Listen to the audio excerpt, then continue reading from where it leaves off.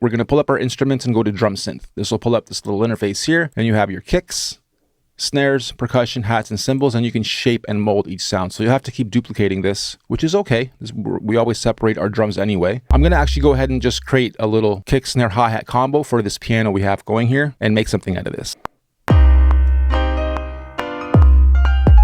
Go to my snares, hi-hats.